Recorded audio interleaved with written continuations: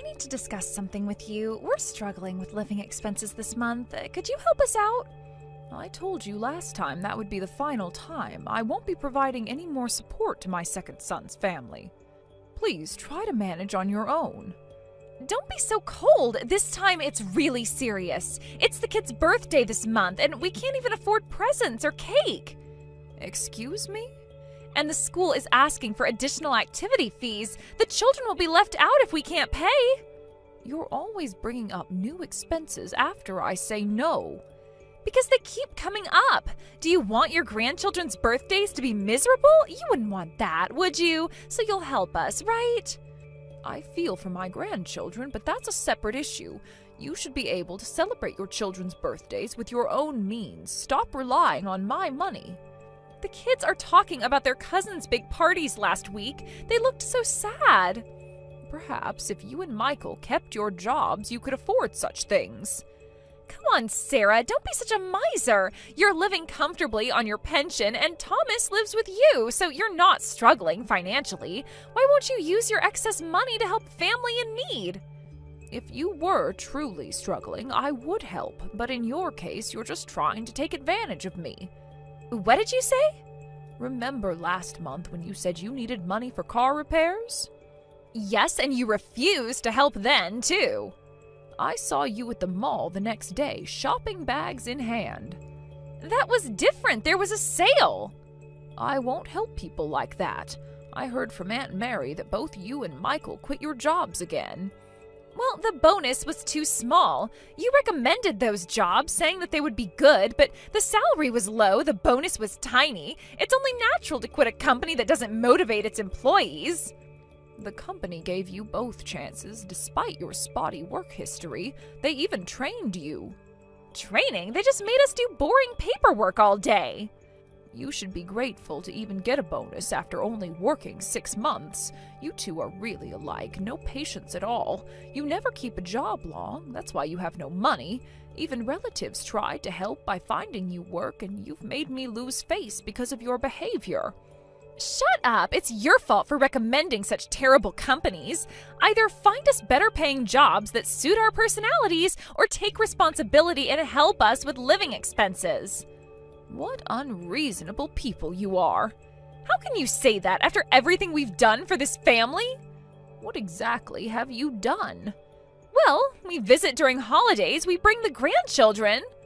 Only when you need something. That's not true. We came for New Year's, didn't we? Yes, and immediately asked for money for winter clothes. We're family, aren't we? Are you just going to ignore our situation? Let's talk about family then. When was the last time you visited without asking for money? That's not the point. You're changing the subject. I'm sorry, but I don't have that kind of flexibility anymore. If you're talking about family helping each other, why didn't you help us too? Please stop asking for support. Help you? With what? You have everything. Do I? Have you ever asked how we're doing? Huh? Why don't you have flexibility? You have your pension and Thomas's income. You're not struggling at all. That reliable Thomas had to take leave from work. What? Why would he do that? He's always working. He didn't have a choice. What do you mean? Is he being lazy like Michael? I don't want to spread this around, but Thomas was diagnosed with an illness. It's quite serious. He can't work because of the treatment. Really? That serious? Yes, it's serious and quite difficult. We don't even know how much the treatment will cost. Oh, but surely his insurance will cover it. Insurance doesn't cover everything. There are many extra expenses. But still, you must have savings. So please leave us alone for a while. I need to prepare for his future treatment costs, so I can't help you. If anything, in the spirit of family helping each other, I'd like your help. Help? What kind of help? Even just emotional support would mean something. Visiting Thomas at the hospital. No way, that's impossible for us. We don't even have jobs or money. Money isn't everything, just being there. Hospitals are depressing, and the kids might get scared. I know that. That's why the best help you can give is to leave us alone. Please try to become independent. Take care now. Mom, I've been thinking. What is it, dear? Mom, thinking of stopping the treatment. What? Why are you suddenly saying this? You just started your hospital stay today. I saw the cost estimates today. It's worse than we thought. What do you mean? The treatment costs are higher than I imagined. They're saying I might need treatments not covered by insurance, and I'm worried about the out-of-pocket expenses. I'm not sure all my savings will be enough. Is that what's been bothering you all day? I can't stop thinking about it. The numbers keep running through my head. Oh, don't worry about that. If your savings aren't enough, I'll cover it. This is exactly when you should rely on your mother. But Mom, your retirement. Don't even think about that. I can't do that. Your savings are for your retirement. I can't let you use them on me. Listen to me, Thomas. But Mom... What are you talking about? I have no interest in a retirement where my son died because he couldn't get proper treatment. Money means nothing without you. Mom... Besides, there's something I haven't told you. What is it? You've been paying for living expenses while living with me. Thanks to that, I've saved quite a bit. It's only natural for me to use that money to repay you. Even if I use up my savings, I still have your father's insurance. What? Dad's inheritance is still there. Every penny of it. But I thought you used that for house repairs last year. That came from my regular savings. I never touched your father's money. It's practically untouched. Parents save more than their children realize, so Thomas, focus on getting treatment and beating this illness. That's the most cost-effective approach. A prolonged hospital stay would cost more in the long run. You've been planning ahead all this time. Of course, that's what parents do. Well, I've been worrying about money. That's enough of that kind of talk. You're right, Mom. I guess being admitted to the hospital properly made me a bit depressed. I'll focus on the treatment and getting better. That's my boy. How are you feeling now? Better after talking with you. The nurses here are kind too. Really, don't worry about money. Just focus on getting well. Rachel, what's happening out there? Oh, good. You're home. Wait a minute, Rachel. What's with all these boxes? Michael won't answer my calls. Please explain what's going on. Don't act surprised. You must have expected this. Expected what exactly? What's to explain? It's exactly what it looks like. We've sent over our moving boxes. Moving boxes? These are all yours? Of course. The kids' toys, our clothes, everything. You don't mean you're planning to live here? Obviously. Where else would we go? But why would you? Yes, when the eldest son dies, the second son becomes the heir, right? So this house will soon be ours. I heard he has 3 months to live after being hospitalized. We knew it was serious, but wow, it's really bad, isn't it? How dare you? What? Did I say something wrong? It's just common sense. What's bad is your head. What kind of person are you? Huh? Did I say something wrong? When the eldest son dies, the second son automatically inherits the family home, right? Stop talking as if Thomas is already dead. He's fighting hard with his treatment. This is incredibly disrespectful. Oh, please, don't be so sensitive. We're just being practical. But with only 3 months to live, treatment won't make any difference, will it? In situations like this, we need to act quickly before death occurs. Like they say, strike while the iron is hot. What? Besides, we've been looking at houses and the market is terrible. This is really lucky for us. The kids are getting bigger and we've been wanting a house. But there's no way we could afford to buy one. Even though this place is a bit old, it's quite spacious, so it'll work perfectly. Lucky? You call my son's illness lucky? Well, when you think about it practically. Practically? Yes, the timing couldn't be better. Our lease is almost up. You are truly disrespectful people, using a family member's illness to satisfy your own greed. Don't twist my words. I'm thinking of everyone's benefit here. Everyone's benefit? Of course. Think about it. You're getting older. This house is too big for you alone. I'm not alone. Thomas is here. Not for long, though, right? And then... Then what? How dare you say that? You'll be begging us to take over the house after Thomas dies anyway. We're coming this weekend, so make sure you're out of the house by then, Sarah. What? Why should I leave my own house? Oh, come on. You didn't think we'd want to live with you, did you? This is my home. Because I don't want to live with a mother-in-law. It's fine for Michael to inherit the house, but there's no way I'm living with you. We'll take the house, but you should go to a nursing home or something. A nursing home? Yes, there's a nice one just outside the city, very affordable. What? You selfishly want the house, but want me to leave? How self-centered can you be? Just so you know, this isn't just my decision. Michael agrees too. No way. Of course it's true. Want to know what he said? What did he say? When I said I didn't want to live with you, he completely agreed. Said he absolutely doesn't want to live with his nagging mother either. My own son said that? Yes, he said you're always comparing him to Thomas. You two are unbelievable.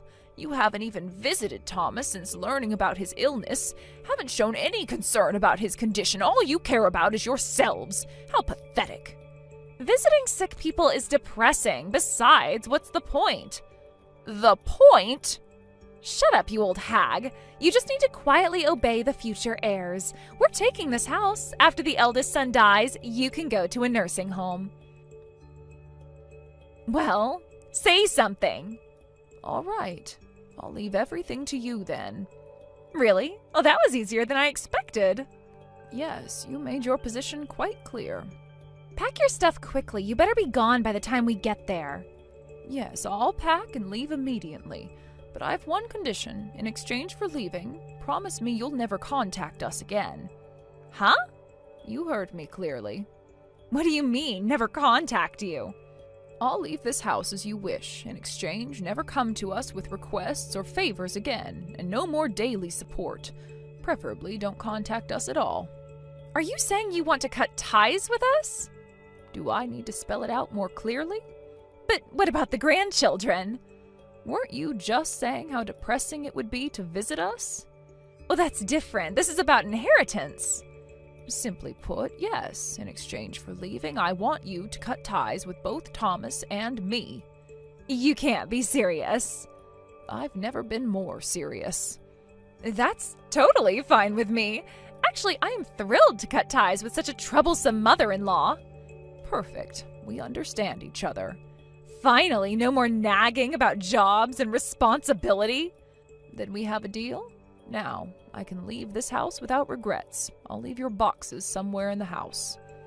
Thanks, we'll unpack ourselves. So just focus on getting out. How thoughtful of you. Just make sure you don't take anything that belongs to the house. Well, of course not. I wouldn't want to start my new life with any reminders. Sarah, answer your phone. Hello? What's going on, Sarah? We came to move in with the whole family today, but suddenly real estate agents showed up. They're trying to force us out, saying they need to proceed with the sale. Rachel, didn't I tell you not to contact me after I left the house? How terrible of you to break our promise so quickly. Forget about that. This is an emergency. Is it? That doesn't matter right now. Explain what's going on. The real estate agents say they were hired by you, the owner. What is this all about? It's exactly as the agent said. I decided to sell the house for Thomas's treatment. When Thomas mentioned his treatment might cost more than expected, I thought it would be better to sell now rather than panic sell later. I decided to convert it to cash early. As you said, strike while the iron is hot. You're using my own words against me? They seemed so practical when you said them.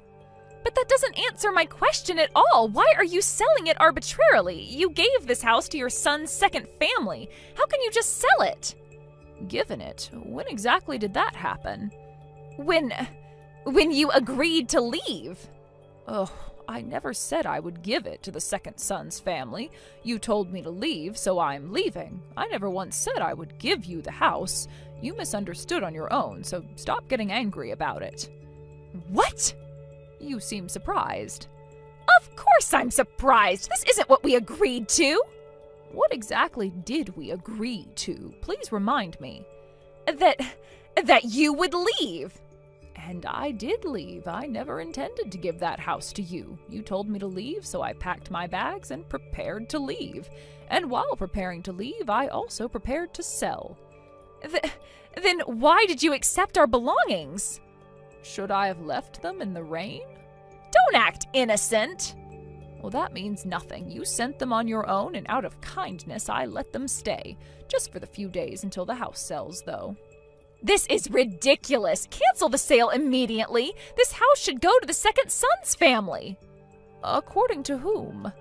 According to tradition. According to family values. Oh, family values? Like kicking out your mother-in-law?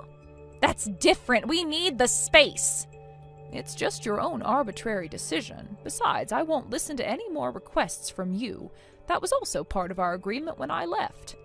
What agreement? What are you talking about? Don't pretend you don't remember. In exchange for leaving, you agreed never to contact us again or make requests. You agreed to that, didn't you? You seem to be having trouble with your memory. But... So please, stop being so selfish and don't interfere with the real estate agents. If you cause too much trouble, they'll call the police. Call the police? Yes, trespassing is a serious offense. But our things are still inside. The agents will give you reasonable time to collect them. I hope you find a nice house where your whole family can live together soon. Mom, pick up your phone! Yes? This is cruel, Mom. Why are you being so cold only to us, your second son's family?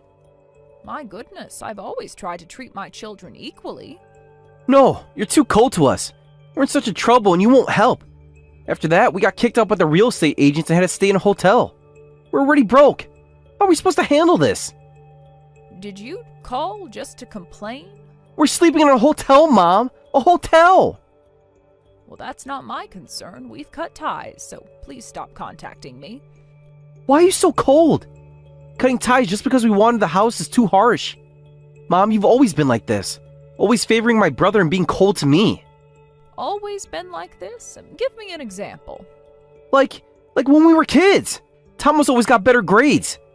Because he studied harder. You always gave him more attention. Ugh, what nonsense are you talking about? I'll say it again. I have always raised both of you equally. I let you both go to the universities you wanted. When you failed your college entrance exam and needed an extra year, did I ever object? I supported you financially without complaint. How is that being cold? Well... Should we talk about your university years? What about them? Who paid for your repeated course fees when you failed classes? That was... And what about your wedding? When you asked for help, I gave exactly what you requested. And during your married life, too. How is any of that being a cold parent? But brother is always by your side. You give him more support than us, don't you? Excuse me? It's obvious. Brother never married, still lives at home. Until he was hospitalized, he was living off your pension, right? Sure, each time you help us, it might be a larger amount. But overall, you must have given him more support to him. You really believe that? Of course! He never moved out, never had to pay rent. That's just your baseless assumption. Actually, Thomas has never relied on me financially. On the contrary, he's been paying all the living expenses. What? Really?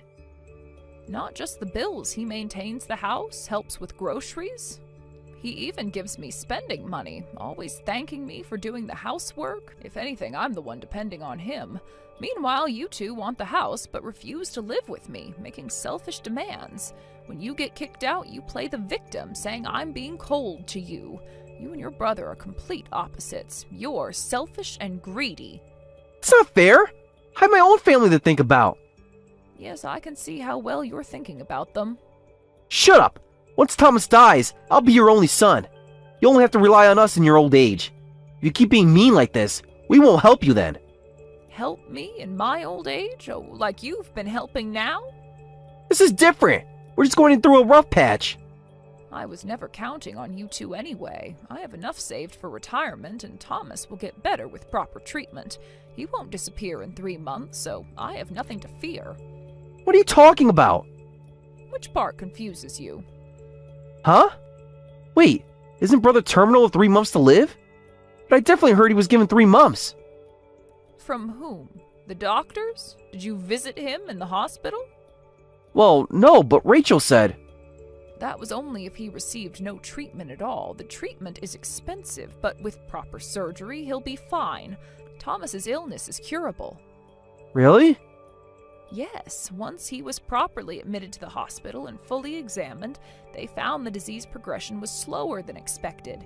He'll definitely recover, so don't worry. The doctors assured us, too.